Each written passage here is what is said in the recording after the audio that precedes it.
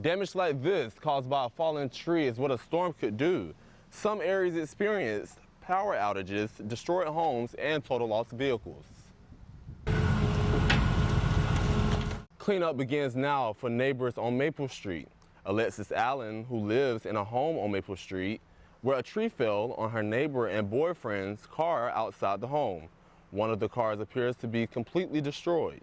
Well, I looked out my window like I always do, and I saw that the tree was missing, and then I went, where's the rest of the tree? And I saw it on the ground, and I didn't see my boyfriend's car, and I was like, oh crap. And so I ran outside to look for his car underneath all the trees, see if there's any damage, and my neighbor's car was crushed, and I thought that was just insane.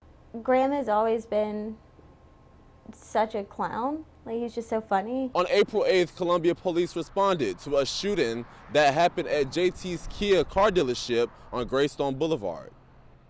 This is how Brooke Pope is remembering her big brother, Graham Pope. He loved the Cubs, loved the Cubs.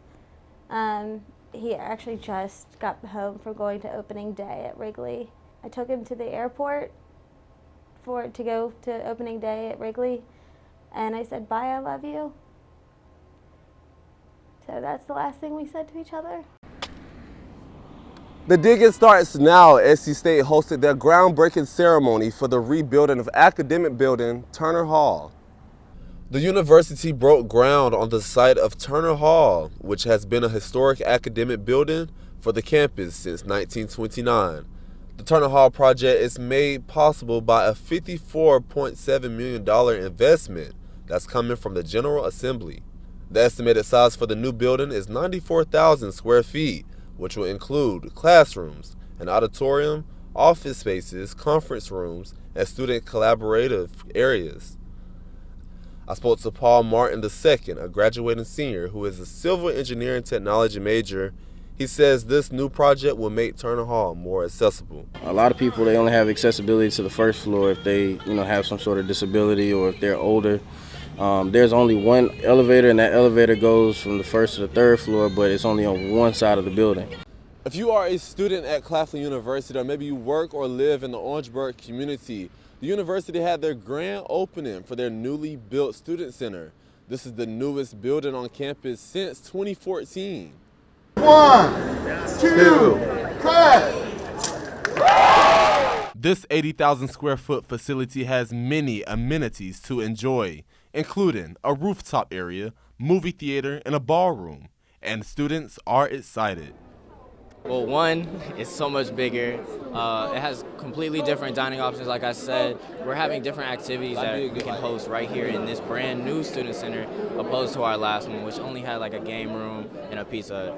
This $40 million student center provides Claflin with the only movie theater in Orangeburg, also with the ballroom being the largest conference space in Orangeburg County that seats 800 guests.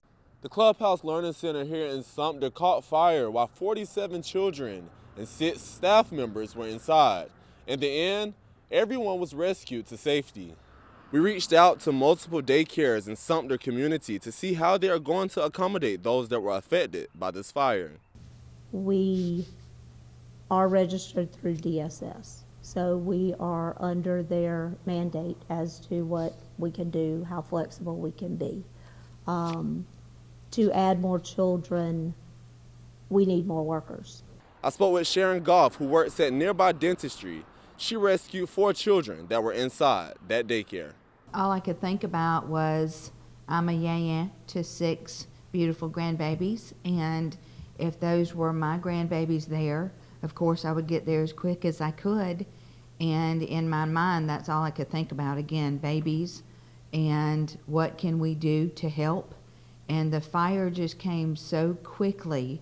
They were running the children out into their school bus, and we were working an assembly line to get those kids first out of the smoke as fast as we could, because when I got there at first, it was black smoke we couldn't hardly see, and I knew if it was affecting me, it was affecting those children. I didn't even hear anything going on. We went to bed after 1 and woke up at 7, and the whole house apparently slept through the entire thing. Nobody knew it happened. Allen expressed that her neighbor and her boyfriend are in contact with the insurance company to see if they will cover any of the damages. Reporting in Columbia, Amari Allen, WIS News 10.